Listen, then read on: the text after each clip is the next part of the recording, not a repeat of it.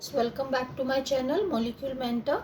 So in this video we will discuss about the units of a rate constant, like how to drive the units of a rate constant for various order reactions. ठीक है. So for a general reaction, let us consider this reaction and these are the number of moles of A that give rise to the products. अब इसका rate expression अगर हम लिखें, rate law लिखें इसका, K is equal to concentration of A raised to the power n. ठीक है. अब raised to the power n है तो हमें ये हम जनरल रिएक्शन ले रहे हैं, so that will give us the order of a reaction. So K के यूनिट्स अगर हमने कैलकुलेट करने हैं तो K को हमने एक साइड पे ले लिया. ठीक है. So K that will be equal to rate upon concentration of A raise to the power n. ठीक है. ये अभी हम जनरल एक फॉर्मूला ड्राइव कर रहे हैं, फिर उससे हम सारे ऑर्डर्स की रिएक्शंस के लिए यूनिट्स जो है वो ड्राइव कर सकते हैं इजीली. अब रेट जो है, rate that is concentration of upon time. ठीक है. ऐसे ही डिफाइन करते हैं ना, रेट कंसंट्रेशन अपॉन टाइम. सो इनटू 1 अपॉन ये वाली टर्म है. सो इनटू करके हमने इसको सेपरेट कर दिया, 1 upon concentration raise to the power n. ठीक. अब इनके यूनिट्स या इसको फर्दर हम सिंप्लीफाई करें, कंसंट्रेशन जो है ये भी कंसंट्रेशन टर्म है और ये भी कंसंट्रेशन टर्म है. ठीक है. अगर इसकी पावर 1 है, ठीक है, और इसकी दोनों कंसंट्रेशन टर्म्स को अगर हम क्लब करते हैं तो that will be concentration 1 minus n. ठीक है. And time will be time inverse में -1 हमने इस फॉर्म में लिख लिया. So this will be the general formula to drive the units for various orders of reactions. So now here already I told you n gives us the order of a reaction. अब देखिए zero order के लिए हम calculate करना है, सो इसी formula को use करते हैं. तो जीरो ऑर्डर के लिए हम कैसे कैलकुलेट करेंगे? ठीक, इसमें देखो कंसंट्रेशन. सो कंसंट्रेशन जो है वो हमेशा किस में डिफाइन कर रहे हैं हम, इसमें किस में करेंगे? मोल्स पर लीटर में. सो यहाँ आ गया मोल्स पर लीटर और पर टाइम. अब अगर हम इससे भी आप डायरेक्ट कर सकते हो, और अगर मैंने ये बेसिक फार्मूला से कर दिया तो यहाँ पे भी आपका one is the same thing, दोनों सेम ही है. Moles per litre upon time. Time का यूनिट क्या है? सेकेंड. सो सेम वे यहाँ भी हमने कंसंट्रेशन को लिख लिया मोल्स पर लीटर. अब since we are calculating for the zero order reaction, जो कंसंट्रेशन टर्म है, सो n की जगह पर यहाँ पर क्या आएगा? ज़ीरो. ठीक है. अब n की जगह पर ज़ीरो है, anything raise to the power zero, it means 1, तो ये तो यूनिट ही हो गया. सो हमारे पास यूनिट्स कौन से बचे? Moles per litre per second, और you can say moles litre inverse second inverse. So these are the units for the zero order reaction. So now for next for the first order reaction के लिए कैसे calculate करेंगे? See, for first order reaction वैसे ही हम formula apply करेंगे, moles per litre upon time into moles per litre. ठीक है. अब ये भी कंसंट्रेशन है, ये भी कंसंट्रेशन है.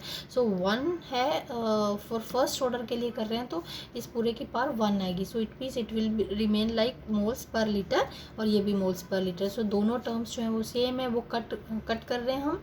तो कट होने के बाद जो यूनिट्स बचते हैं हमारे पास, that is the second inverse only. So for first order reactions the units of K, that is the second inverse. Same way for the second order reaction, जहाँ पर कंसंट्रेशन टर्म की जो ये वाली कंसंट्रेशन है, इसकी पावर जो है दैट विल बी 2. सो यहाँ पर भी हमने सेम वैसे ही अप्लाई किया, moles per litre upon second upon into 1 by moles per litre raise to the power 2. ठीक है. अब इनको हम कैलकुलेट कर लेंगे. सो क्या आएगा? यहाँ पर पहले इसको ओपन कर लिया, मोल्स स्क्वेयर और litre raise to the power -2. So अब इन दोनों को कैलकुलेट करने के बाद मोल 1 माइनस 2. ठीक है. और ये देखो ये 2 है पावर, यहाँ पर कॉमन ले लिया तो इसकी 1 है तो 1 माइनस 2 हो गया. सो सेम वे लीटर -1 और ये -2 है तो यहाँ +2 हो गया, और second inverse that will remain as such. So यहाँ पर हमारा क्या बचा? मोल इन्वर्स में बच गया, और लीटर बच गया, और सेकेंड इन्वर्स बच गया. ठीक है. सो हमने तो यहाँ से स्टार्टिंग से कैलकुलेट किया. अब जैसे मैंने आपको ये जनरल फार्मूला भी बताया था, कंसंट्रेशन 1 माइनस n और टाइम -1. सो सेम वे यहाँ पर आप लिख सकते हो moles per litre 1-2।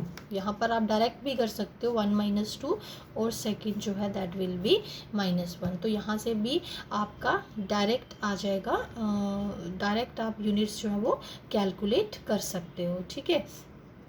So next will be for nth order. So ये जनरल रिएक्शन है फॉर nth ऑर्डर। हमने सेकेंड ऑर्डर तक तो कैलकुलेट कर ली, you can calculate for the third order और for fractional order. For any order you can calculate the this units for rate constant. So same way for nth order. अब nth order के लिए हमने इनको separate कर लिया, ठीक है। अब इसी को ही ओपन कर दिया फर्दर, ठीक। तो यहाँ पर क्या आ गया हमारा, मोल 1 - n, ठीक, L n-1, ठीक, एंड सेकेंड -1, और सेकेंड तो इन्वर्स में ही रहेगा। और जैसे आप थर्ड ऑर्डर के लिए इस शॉर्ट एंड फार्मूला से अगर आपको ये याद रहे फार्मूला, और आपको ये याद क्विकली कैलकुलेट करने के लिए इट्स बेटर कि आप इस फार्मूला को याद रखें। So K will be equal to mole as we are calculating for the third order.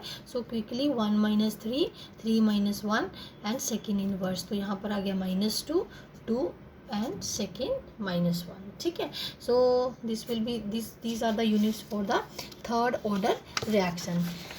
Then we can calculate further if like further पीछे हमने अभी जो कैलकुलेट किए यूनिट्स वो उसके किस टर्म्स में कैलकुलेट किए, मोल्स पर लीटर में, कि अगर हमारे पास कंसंट्रेशन जो है वो मोल्स पर लीटर में। लेकिन अगर कंसंट्रेशन जो है if they are express in terms of pressure then the units will be in atmosphere, ठीक है। सो रेट कांस्टेंट के यूनिट्स जो होंगे जो एटमॉस्फेयर और एटमॉस्फेयर पर सेकेंड की टर्म में हम जो कंसंट्रेशन लेंगे, वी कैन से जो कंसंट्रेशन लेंगे वो एटमॉस्फेयर पर सेकेंड की फॉर्म में लेंगे। जैसे हमने कंसंट्रेशन अपॉन टाइम लिखा था तो कंसंट्रेशन मोल्स पर लीटर में लिया था, तो सेम वे यहाँ पर प्रेशर अपॉन टाइम लिख के सो प्रेशर किस फॉर्म में लेंगे, एटमॉस्फेयर की फॉर्म में, ठीक है।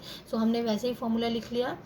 तो pressure upon time, so pressure की जगह पर atmosphere upon time. Same way यहाँ भी कंसंट्रेशन की जगह पर क्या आएगा, pressure. So in place of pressure the units will be atmosphere and it will be n. So ऐसे ही हमने क्विकली कैलकुलेट कर लिया, इसको सोल्व कर लिया। 1 - n, ठीक है, एटमॉस्फेयर इसकी पावर 1 है तो ये n है। सो इसको क्लब कर दिया 1 - n, सो टाइम इनवर्स।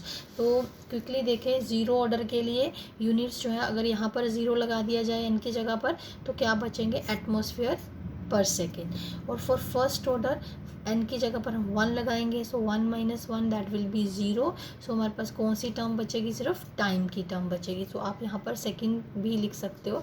फर्दर आप इसको यहाँ पर जैसे टाइम लिखा है तो फर्दर आप इसको यहाँ पर सेकेंड भी लिख सकते हो, ठीक है। It's better to write second.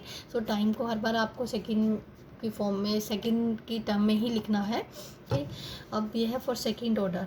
Same way for second order 1 - 2, तो क्या बचा, -1। सो आ गया एटमॉस्फेयर -1 और इसकी पावर जो है एटमॉस्फेयर की, और यू कैन से एटमॉस्फेयर इनवर्स और टाइम, और यू कैन से second that will B second inverse. तो सेकेंड ऑर्डर के यूनिट्स क्या हो गए, एटमॉस्फेयर इनवर्स, सेकेंड इनवर्स।